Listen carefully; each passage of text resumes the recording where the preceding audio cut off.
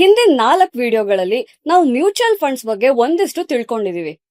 ಮೊದಲು ಅದನ್ನ ಸಮರೈಸ್ ಮಾಡಿ ಆಮೇಲೆ ಬೇರೆ ವಿಷಯನ ಡಿಸ್ಕಸ್ ಮಾಡೋಣ. ತುಂಬಾ ಸಣ್ಣ ಅಮೌಂಟ್ ಆದ್ರೂನು ಇನ್ವೆಸ್ಟ್ಮೆಂಟ್ ಮಾಡೋದು ಯಾಕೆ ಇಂಪಾರ್ಟೆಂಟ್ ಅನ್ನೋದನ್ನ ನಾವು ಡಿಸ್ಕಸ್ ಮಾಡಿದೀವಿ. ಇಲ್ಲಿ ಟೈಮ್ ಅನ್ನೋದು ತುಂಬಾ ಕ್ರೂಷಿಯಲ್ ರೋಲ್ ನ ಪ್ಲೇ ಮಾಡುತ್ತೆ. ನಾವು ಪರ್ಸನಲ್ ಫೈನಾನ್ಸ್ ಬಗ್ಗೆ ಡಿಸ್ಕಸ್ ಮಾಡೋದ್ರ ಜೊತೆಗೆ ಅಬ್ಸಲ್ಯೂಟ್ ರಿಟರ್ನ್, CAGR, XIRR ಮತ್ತೆ ಟೈಮ್ ವ್ಯಾಲ್ಯೂ ಆಫ್ ಮನಿ ಬಗ್ಗೆನೂ ಡಿಸ್ಕಸ್ ಮಾಡಿದೀವಿ. ಹಾಗೆ ಮ್ಯೂಚುವಲ್ ಫಂಡ್ ನ ಸ್ಟ್ರಕ್ಚರ್ ಜೊತೆಗೆ ಲಾಸ್ಟ್ ವಿಡಿಯೋದಲ್ಲಿ ನಾವು ಮ್ಯೂಚುವಲ್ ಫಂಡ್ ನ ನೆಟ್ ಅಸೆಟ್ ವ್ಯಾಲ್ಯೂ ಬಗ್ಗೆ ಕೂಡ ಮಾತಾಡಿದೀವಿ. ಇವತ್ತಿನ ವಿಡಿಯೋಲಿ ಡಿಸ್ಕಷನ್ ಕಂಟಿನ್ಯೂ ಮಾಡ್ತಾ ಮ್ಯೂಚುವಲ್ ಫಂಡ್ ನ ಇಂಪಾರ್ಟೆಂಟ್ ಡಾಕ್ಯುಮೆಂಟ್ ಆಗಿರೋ ಫ್ಯಾಕ್ಟ್ ಶೀಟ್ ಬಗ್ಗೆ ಮಾತಾಡೋಣ. ಕೋಟಕ್ ಅಲ್ಲಿ ಬೇರೆ ಬೇರೆ ತರದ ಮ್ಯೂಚುವಲ್ ಫಂಡ್ ಸ್ಕೀಮ್ಸ್ ಇದೆ. ನಾನ್ ಸ್ಮಾಲ್ ಕ್ಯಾಪ್ ಫಂಡ್ ನ ಪಿಕ್ ಮಾಡಿದೀನಿ. ಇದಕ್ಕೆ ಯಾವ್ದೋ ಪರ್ಟಿಕ್ಯುಲರ್ ರೀಸನ್ ಇಲ್ಲ, ಸೊ ಇದನ್ನ ಯಾವ್ದೇ ತರದ್ ರೆಕಮೆಂಡೇಶನ್ ಅನ್ಕೋಬೇಡಿ. ನಿಮ್ಗೆ ಯಾವ ಮ್ಯೂಚುವಲ್ ಫಂಡ್ ನ ಅರ್ಥ ಮಾಡ್ಕೋಬೇಕು ಅನ್ಸುತ್ತೋ ಅದರ ಫ್ಯಾಕ್ಟ್ ಶೀಟ್ ನ ಅವ್ರ ವೆಬ್ಸೈಟ್ ಇಂದ ಡೌನ್ಲೋಡ್ ಮಾಡ್ಕೋಬಹುದು. ಫ್ಯಾಕ್ಟ್ ಶೀಟ್ ಅಲ್ಲಿ ಮೊದ್ಲಿಗೆ ನೋಡ್ಬೇಕಾಗಿರೋ ವಿಷಯ ಅಂದ್ರೆ ಅದು ಇಂಟ್ರೊಡಕ್ಟರಿ ಪೇಜ್. ಇಲ್ಲಿ AMC ಅಂದ್ರೆ ಅಸೆಟ್ ಮ್ಯಾನೇಜ್ಮೆಂಟ್ ಕಂಪನಿ ನಿಮ್ಗೆ ಫಂಡ್ ಬಗ್ಗೆ ಪೂರ್ತಿ ಇನ್ಫಾರ್ಮೇಶನ್ ಕೊಡುತ್ತೆ. ಇಂಟ್ರೊಡಕ್ಟರಿ ಪೇಜ್ ಅಲ್ಲಿ ನಿಮ್ಗೆ ಫಂಡ್ ನ ಆಬ್ಜೆಕ್ಟಿವ್ ಸಿಗುತ್ತೆ. ಇಲ್ಲಿ AMC ಹೇಳೋ ಆಬ್ಜೆಕ್ಟಿವ್ ಏನಂದ್ರೆ ಕೋಟಕ್ ಸ್ಮಾಲ್ ಕ್ಯಾಪ್ ಫಂಡ್ ಹೆಚ್ಚಾಗಿ ಬೇರೆ ಬೇರೆ ಸೆಕ್ಟರ್ಸ್ ನ ಸ್ಮಾಲ್ ಮಾರ್ಕೆಟ್ ಕ್ಯಾಪಿಟಲೈಸೇಷನ್ ಕಂಪನಿಗಳ ಮೇಲೆ ಇನ್ವೆಸ್ಟ್ ಮಾಡಿ ಈಕ್ವಿಟಿ ಹಾಗೆ ಈಕ್ವಿಟಿ ರಿಲೇಟೆಡ್ ಸೆಕ್ಯೂರಿಟೀಸ್ ಅಂತಹ ಡೈವರ್ಸಿಫೈಡ್ ಪೋರ್ಟ್ಫೋಲಿಯೋಗಳಿಂದ ಕ್ಯಾಪಿಟಲ್ ಅಪ್ರಿಸಿಯೇಷನ್ ಜನರೇಟ್ ಮಾಡುತ್ತೆ. ಇಲ್ಲಿ ಕೊಟ್ಟಿರೋ ಆಬ್ಜೆಕ್ಟಿವ್ ಇಂದ ನಮ್ಗೆ ಗೊತ್ತಾಗೋದೇನಂದ್ರೆ ಫಂಡ್ ಮ್ಯಾನೇಜರ್ ಯಾವಾಗ್ಲೂ ಡೈವರ್ಸಿಫೈಡ್ ಪೋರ್ಟ್ಫೋಲಿಯೋ ಮೇಲೆ ಇನ್ವೆಸ್ಟ್ ಮಾಡೋಕೆ ಇಷ್ಟಪಡ್ತಾರೆ. ಹಾಗಾಗಿ ಫಂಡ್ ಯಾವುದೇ ಸ್ಪೆಸಿಫಿಕ್ ಸೆಕ್ಟರ್ ಮೇಲೆ ಫೋಕಸ್ ಆಗಿರೋದಿಲ್ಲ. ಇನ್ವೆಸ್ಟ್ಮೆಂಟ್ಸ್ ಈಕ್ವಿಟಿ ಮತ್ತೆ ಈಕ್ವಿಟಿ ರಿಲೇಟೆಡ್ ಸೆಕ್ಯೂರಿಟೀಸ್ ಮೇಲೆ ಇರುತ್ತೆ. ಹೆಚ್ಚಾಗಿ ಫೋಕಸ್ ಮಾಡೋದು ಸ್ಮಾಲ್ ಮಾರ್ಕೆಟ್ ಕ್ಯಾಪಿಟಲೈಸೇಷನ್ ಸ್ಟಾಕ್ಸ್ ಮೇಲೆ. ಫ್ಯಾಕ್ಟ್ ಶೀಟ್ ಬಗ್ಗೆ ಇನ್ನು ಹೇಳೋದಾದ್ರೆ ಸ್ಮಾಲ್ ಕ್ಯಾಪ್ ಸೆಕ್ಟರ್ ಅಲ್ಲಿ ಸ್ಟಾಕ್ ಪಿಕ್ ಮಾಡುವಾಗ AMC ಹೇಗೆಲ್ಲ ರಿಸರ್ಚ್ ಮಾಡ್ತಾರೆ ಅನ್ನೋದನ್ನ ಡಿಸ್ಕಸ್ ಮಾಡ್ತಾರೆ. ಫ್ರಾಂಕ್ ಆಗಿ ಹೇಳ್ಬೇಕಂದ್ರೆ ಇದರ ಬಗ್ಗೆ ನೀವು ತಲೆ ಕೆಡ್ಸ್ಕೊಳ್ಳೋದು ಬೇಕಾಗಿಲ್ಲ. ಯಾಕಂದ್ರೆ ಸ್ಟಾಕ್ ನ ಹೇಗ್ ಪಿಕ್ ಮಾಡ್ಬೇಕು ಅನ್ನೋದು ನಿಮ್ಗೆ ಗೊತ್ತಿದ್ರೆ ನೀವು ಮ್ಯೂಚುವಲ್ ಫಂಡ್ ಅಲ್ಲಿ ಇನ್ವೆಸ್ಟ್ ಮಾಡೋ ಬದಲು ಡೈರೆಕ್ಟ್ ಆಗಿ ಸ್ಟಾಕ್ ಅಲ್ಲೇ ಇನ್ವೆಸ್ಟ್ ಮಾಡ್ತಿದ್ರಿ. So fund manager stock research ಹೇಗ್ ಮಾಡ್ತಾರೆ ಅನ್ನೋದನ್ನ ಯೋಚನೆ ಮಾಡ್ತಾ ಜಾಸ್ತಿ ಟೈಮ್ ವೇಸ್ಟ್ ಮಾಡಕ್ ಹೋಗ್ಬೇಡಿ. ಫ್ಯಾಕ್ಟ್ ಶೀಟ್ ನ ನೆಕ್ಸ್ಟ್ ಸೆಕ್ಷನ್ ಒಂದಿಷ್ಟು ಮ್ಯೂಚುವಲ್ ಫಂಡ್ ಜಾರ್ಗನ್ ನ ಇಂಟ್ರೊಡ್ಯೂಸ್ ಮಾಡುತ್ತೆ.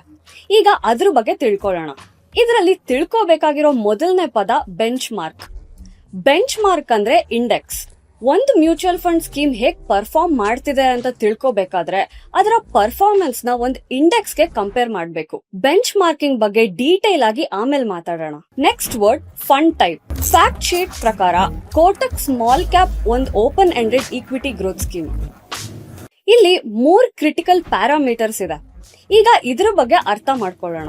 Open ended. AMC ಒಂದು ಮ್ಯೂಚುವಲ್ ಫಂಡ್ ಸ್ಕೀಮ್ ನ ಸ್ಟಾರ್ಟ್ ಮಾಡಿದಾಗ 2 ಆಪ್ಷನ್ಸ್ ಇರುತ್ತೆ. ಅದೇನಂದ್ರೆ ಫಂಡ್ ಯಾವಾಗ್ಲೂ ರನ್ ಆಗೋಕೆ ಬಿಡೋದು ಅಥವಾ ಫಂಡ್ ಯಾವಾಗ ಮುಗಿಬೇಕು ಅನ್ನೋದನ್ನ ಒಂದ್ ಡೇಟ್ ಅಸೈನ್ ಮಾಡೋದು. ಹಾಗೇನೆ ಮುಂಚೆ ಫಿಕ್ಸ್ ಆಗಿರೋ ಡೇಟ್ ಅಲ್ಲಿ ಫಂಡ್ ಸೀಸ್ ಆದ್ರೆ ಅಂತ ಫಂಡ್ ನ ಕ್ಲೋಸ್ ಎಂಡೆಡ್ ಫಂಡ್ ಅಂತ ಕರೀತಾರೆ. Next equity. ಈಕ್ವಿಟಿ ಅಂತ ಹೇಳಿದ್ರೆ ಫಂಡ್ ಅಲ್ಲಿ ಇದು ಈಕ್ವಿಟಿ ಓರಿಯೆಂಟೆಡ್ ಫಂಡ್ ಅಂತ ಅರ್ಥ. ಇಲ್ಲಿ ಎಲ್ಲಾ ಇನ್ವೆಸ್ಟ್ಮೆಂಟ್ಸ್ ಸ್ಟಾಕ್ಸ್ ಅಲ್ಲಿ ಇರುತ್ತೆ. ಹಾಗೆ ಇಲ್ಲಿ ಬೇರೆ ಬೇರೆ ಅಸೆಟ್ ಕ್ಲಾಸಸ್ ಇದೆ. ಉದಾಹರಣೆಗೆ ಡೆಟ್. ಇಲ್ಲಿ ಫಂಡ್ಸ್ ನ ಗವರ್ಮೆಂಟ್ ಮತ್ತೆ ಕಾರ್ಪೊರೇಟ್ ಬಾಂಡ್ಸ್ ಮೇಲೆ ಇನ್ವೆಸ್ಟ್ ಮಾಡ್ತಾರೆ. ಇದ್ರ ಬಗ್ಗೆ ಆಮೇಲೆ ತಿಳ್ಕೊಳ್ಳೋಣ. Next term growth. ಇದರ ಪ್ರಕಾರ ವೆಲ್ತ್ ಕ್ರಿಯೇಷನ್ ನ ಪ್ರೈಮರಿ ಸೋರ್ಸ್ ಸ್ಟಾಕ್ಸ್ ಇಂದ ಆಗೋ ಕ್ಯಾಪಿಟಲ್ ಅಪ್ರಿಸಿಯೇಷನ್ ಹೊರತು ಡಿವಿಡೆಂಡ್ ತರದ್ ಬೇರೆ ಸೋರ್ಸ್ ಅಲ್ಲ. ಇದೆಲ್ಲ ಬಿಟ್ಟು ಫಂಡ್ಸ್ ಫ್ಯಾಕ್ಟ್ ಶೀಟ್ ನಿಮ್ಗೆ ಫಂಡ್ ಮ್ಯಾನೇಜರ್ ಬಗ್ಗೆ ಕೂಡ ಇನ್ಫಾರ್ಮೇಶನ್ ಕೊಡುತ್ತೆ.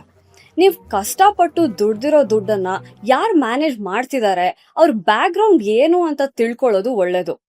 ಆದ್ರೆ ಅದ್ರ ಮೇಲೆ ತುಂಬಾ ಟೈಮ್ ಸ್ಪೆಂಡ್ ಮಾಡೋದು ಬೇಡ. ಆಫ್ಟರ್ ಆಲ್ ನೀವ್ ಕಷ್ಟಪಟ್ಟು ದುಡ್ದಿರೋ ದುಡ್ಡನ್ನ ಮ್ಯಾನೇಜ್ ಮಾಡೋ ರೆಸ್ಪಾನ್ಸಿಬಿಲಿಟಿ ಫಂಡ್ ಮ್ಯಾನೇಜರ್ದು. ಫ್ಯಾಕ್ಟ್ ಶೀಟ್ ಅಲ್ಲಿ ಅಲಾಟ್ಮೆಂಟ್ ಡೇಟ್ ಬಗ್ಗೆ ಕೂಡ ಇರುತ್ತೆ.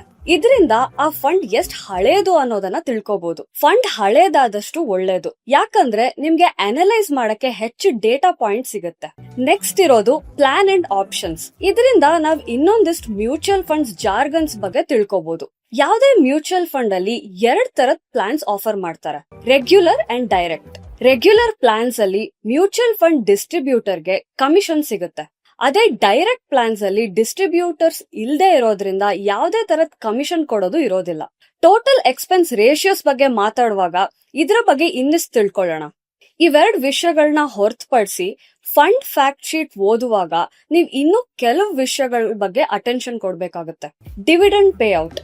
ನೀವು ಇನ್ವೆಸ್ಟ್ ಮಾಡಿರೋ ಮ್ಯೂಚುವಲ್ ಫಂಡ್ ಇಂದ ರೆಗ್ಯುಲರ್ ಆಗಿ ಡಿವಿಡೆಂಡ್ ತಗೋಬೇಕು ಅಂದ್ರೆ ನೀವು ಈ ಆಪ್ಷನ್ ನ ಕನ್ಸಿಡರ್ ಮಾಡಬೇಕು. ಅದೇ ನೀವು ಲಾಂಗ್ ಟರ್ಮ್ ವೆಲ್ತ್ ಕ್ರಿಯೇಷನ್ ಬಗ್ಗೆ ಯೋಚನೆ ಮಾಡ್ತಿದ್ರೆ ಇದು ನಿಮ್ಗೆ ಒಳ್ಳೆ ಆಪ್ಷನ್ ಅಲ್ಲ. Growth plan. ಗ್ರೋತ್ ಪ್ಲಾನ್ ಅಲ್ಲಿ ಯಾವುದೇ ಡಿವಿಡೆಂಡ್ ಕೊಡೋದಿಲ್ಲ. ಇಲ್ಲಿ ಕಾಂಪೌಂಡಿಂಗ್ ಅನ್ನೋ ಕಾನ್ಸೆಪ್ಟ್ ತುಂಬಾನೇ ವರ್ಕ್ ಆಗುತ್ತೆ. ನೀವೇನಾದ್ರೂ ಲಾಂಗ್ ಟರ್ಮ್ ವೆಲ್ತ್ ಕ್ರಿಯೇಷನ್ ಬಗ್ಗೆ ಯೋಚನೆ ಮಾಡ್ತಿದ್ರೆ ಇದನ್ನ ನೀವು ಕನ್ಸಿಡರ್ ಮಾಡಬಹುದು. ನಿಜ ಹೇಳ್ಬೇಕಂದ್ರೆ ನನ್ ಮ್ಯೂಚುವಲ್ ಫಂಡ್ ಇನ್ವೆಸ್ಟ್ಮೆಂಟ್ಸ್ ಎಲ್ಲಾನು ಗ್ರೋತ್ ಪ್ಲಾನ್ಸ್ ಅಲ್ಲೇ ಇರೋದು. Entry load. ಇವಾಗ ಇದು ಅಪ್ಲಿಕಬಲ್ ಇಲ್ಲ.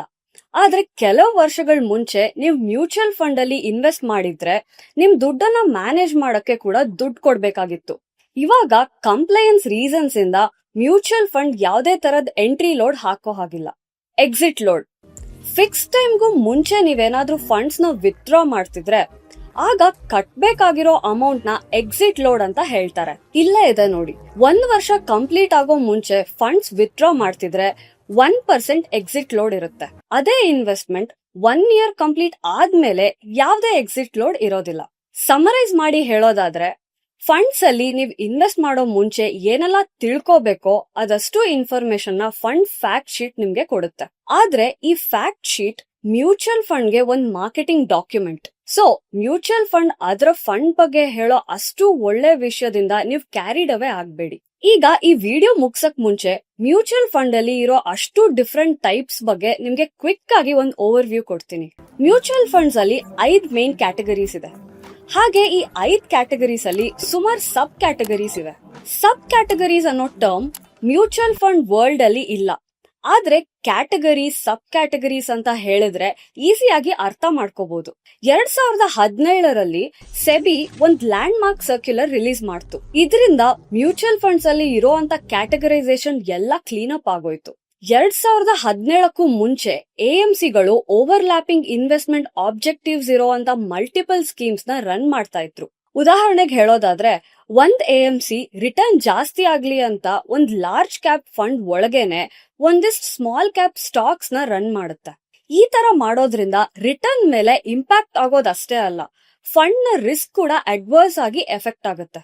ಇಮ್ಯಾಜಿನ್ ಒಬ್ಬ ಸಾಮಾನ್ಯ ಇನ್ವೆಸ್ಟರ್ ಆಗಿ ನೀವು ವಾಲಿಟಿಲಿಟಿ ಕಡಿಮೆ ಇರುತ್ತೆ ಅನ್ಕೊಂಡು ಲಾರ್ಜ್ ಕ್ಯಾಪ್ ಫಂಡ್ ಅಲ್ಲಿ ಇನ್ವೆಸ್ಟ್ ಮಾಡ್ತೀರಾ. ಆದ್ರೆ ಇದರಲ್ಲಿ ಸ್ಮಾಲ್ ಕ್ಯಾಪ್ ಫಂಡ್ ಕೂಡ ಇರೋದ್ರಿಂದ ಬೇರೆ ತರಾನೇ ವರ್ಕ್ ಆಗುತ್ತೆ. ಇದು ಫಂಡ್ ನ ಮಿಸ್ಸೆಲ್ ಮಾಡುತ್ತೆ. ಯಾವ್ದೆಲ್ಲ ಎಎಂಸಿಗಳು ಒಂದೇ ತರದ್ ಆಬ್ಜೆಕ್ಟಿವ್ಸ್ ಇರೋ ಅಂತ ಮಲ್ಟಿಪಲ್ ಸ್ಕೀಮ್ಸ್ ನ ರನ್ ಮಾಡ್ತಿದ್ಯೋ ಅದೆಲ್ಲದಕ್ಕೂ ಸರಿಯಾದ ಡೆಫಿನೇಷನ್ ಇರ್ಲಿಲ್ಲ. ಡಿಫ್ರೆಂಟ್ ಬೋರ್ಡ್ ಮತ್ತೆ ಡಿಫ್ರೆಂಟ್ ಸ್ಕೀಮ್ಸ್ ಅಲ್ಲಿ ಪೋರ್ಟ್ಫೋಲಿಯೋ ಕಾಂಪೋಸಿಷನ್ ಚೇಂಜ್ ಮಾಡಿರ್ತಿದ್ರು. ಸೆಬಿಗೆ ಈ ಪ್ರಾಬ್ಲಮ್ ಬಗ್ಗೆ ಗೊತ್ತಾಗಿ ಅದು ಅಕ್ಟೋಬರ್ 6, 2017ಕ್ಕೆ ಒಂದ್ ಸರ್ಕ್ಯುಲರ್ ಇಶ್ಯೂ ಮಾಡ್ತು. ಈ ಸರ್ಕ್ಯುಲರ್ ಅಲ್ಲಿ ಸೆಬಿ ಸ್ಟಾಕ್ಸ್ ಹೇಗೆ large cap, mid cap, small cap classify ಮಾಡಬೇಕು ಅನ್ನೋದನ್ನ ಕ್ಲಿಯರ್ ಆಗಿ ಹೇಳಿದೆ. ಇದಿಷ್ಟೇ ಅಲ್ಲದೆ ಎಎಂಸಿ ಕೊಟ್ಟಿರೋ ಕ್ಯಾಟಗರಿಯಲ್ಲಿ ಒಂದೇ ಫಂಡ್ ನ ರನ್ ಮಾಡಬೇಕು ಅನ್ನೋದನ್ನ ಕೂಡ ಹೇಳಿದೆ. ಅದು ಯಾವುದೇ ಇನ್ವೆಸ್ಟ್ಮೆಂಟ್ ಓವರ್ಲ್ಯಾಪ್ ಮಾಡೋ ಅಂತ ಆಬ್ಜೆಕ್ಟಿವ್ಸ್ ಇಲ್ದೆ. ಇಷ್ಟೇ ಅಲ್ಲದೆ ಸೆಬಿ ಇನ್ನೂ ಒಂದ್ ಹೆಜ್ಜೆ ಮುಂದೆ ಹೋಗಿ ಪೋರ್ಟ್ಫೋಲಿಯೋ ಕಾಂಪೋಸಿಷನ್ ನ ಕೂಡ ಡಿಫೈನ್ ಮಾಡಿದೆ. ಎಕ್ಸಾಂಪಲ್ ಹೇಳೋದಾದ್ರೆ ಯಾವ್ದಾದ್ರೂ ಎಎಂಸಿ ಲಾರ್ಜ್ ಕ್ಯಾಪ್ ಫಂಡ್ ನ ರನ್ ಮಾಡಬೇಕು ಅಂತ ಕ್ಲೇಮ್ ಮಾಡಿದ್ರೆ ಆಗ ಪೋರ್ಟ್ಫೋಲಿಯೋನ X% ನ ಲಾರ್ಜ್ ಕ್ಯಾಪ್ ಸ್ಟಾಕ್ಸ್ ಅಲ್ಲಿ ಮಾತ್ರ ಇನ್ವೆಸ್ಟ್ ಮಾಡಬೇಕು. ಈ ಸರ್ಕ್ಯುಲರ್ ಅಲ್ಲಿ ಸೆಬಿ ಸುಮಾರಷ್ಟು ವಿಷಯಗಳನ್ನ ಡಿಫೈನ್ ಮಾಡ್ತು. ಇದರಿಂದಾಗಿ ಇವೆಂಚುಯಲಿ ಇನ್ವೆಸ್ಟರ್ಸ್ಗೆ ಬೆನಿಫಿಟ್ ಆಯ್ತು. ಇವತ್ತಿಗೆ ಈ ಮ್ಯೂಚುವಲ್ ಫಂಡ್ ನ ವರ್ಲ್ಡ್ ಈ ತರ ಕಾಣುತ್ತೆ. 5 ಮೈನ್ ಕ್ಯಾಟಗರಿ ಅಂದ್ರೆ ಅದು equity, debt, hybrid, solution oriented ಮತ್ತೆ ಅದರ್ಸ್. ಈಗ ಅಂದಾಜು 45 ಎಎಂಸಿಗಳಿವೆ. ಉದಾಹರಣೆಗೆ Kotak, Axis, SBI, HDFC, Parag Parikh etcetera. ಇವೆಲ್ಲವೂ ಇಂಡಿಯಾದಲ್ಲಿ ಸುಮಾರು 1,500 ಸ್ಕೀಮ್ಸ್ ನ ರನ್ ಮಾಡ್ತಾ ಇದೆ. ಪ್ರತಿ ಮ್ಯೂಚುವಲ್ ಫಂಡ್ ಕ್ಯಾಟಗರಿಯಲ್ಲಿ ಸುಮಾರು ಸಬ್ ಕ್ಯಾಟಗರೀಸ್ ಇದೆ. ಉದಾಹರಣೆಗೆ ಈಕ್ವಿಟಿ ಒಂದು ಬ್ರಾಡ್ ಕ್ಯಾಟಗರಿ. ಅದರ ಸಬ್ ಕ್ಯಾಟಗರಿಯಲ್ಲಿ large cap funds, mid cap funds, small cap funds ಮತ್ತೆ large and mid cap funds etcetera ಇರುತ್ತೆ. ಡೆಟ್ ಫಂಡ್ಸ್ ಕ್ಯಾಟಗರಿಯಲ್ಲಿ money market funds, short duration funds, overnight funds, liquid funds etcetera ಇರುತ್ತೆ. ಹಾಗಾದ್ರೆ ನಿಮ್ಗೆ funds ಅಲ್ಲಿ ಇರೋ ಎಲ್ಲಾ ಸಬ್ ಕ್ಯಾಟಗರೀಸ್ ಬಗ್ಗೆ ಗೊತ್ತಿರ್ಬೇಕಾ? ಹಾಗೇನಿಲ್ಲ. ನಿಮ್ ಫೈನಾನ್ಷಿಯಲ್ ಗೋಲ್ಸ್ ಫುಲ್ಫಿಲ್ ಮಾಡೋಕೆ ಎಷ್ಟು ಕ್ಯಾಟಗರೀಸ್ ಮತ್ತೆ ಸಬ್ ಕ್ಯಾಟಗರೀಸ್ ಬೇಕೋ ಅಷ್ಟು ತಿಳ್ಕೊಂಡ್ರೆ ಸಾಕು. ನಿಮ್ ಫೈನಾನ್ಷಿಯಲ್ ಗೋಲ್ ಮತ್ತೆ ರಿಸ್ಕ್ ಅಪಿಟೈಟ್ಗೆ ಸೂಟ್ ಆಗೋ ಅಂತ ಫಂಡ್ ನ ಆಯ್ಕೆ ಮಾಡ್ಕೊಳ್ಳೋದು ತುಂಬಾ ಮುಖ್ಯ. ಅದೇ ಈ ವಿಡಿಯೋ ಸೀರೀಸ್ ನ ಮುಖ್ಯ ಉದ್ದೇಶ. ನಿಮ್ಗೆ ಈ ವಿಡಿಯೋ ಯೂಸ್ಫುಲ್ ಅನ್ಸಿದೆ ಅನ್ಕೋತೀನಿ. ಮತ್ತೆ ಮುಂದಿನ ವಿಡಿಯೋದಲ್ಲಿ ಸಿಗೋಣ. Stay tuned.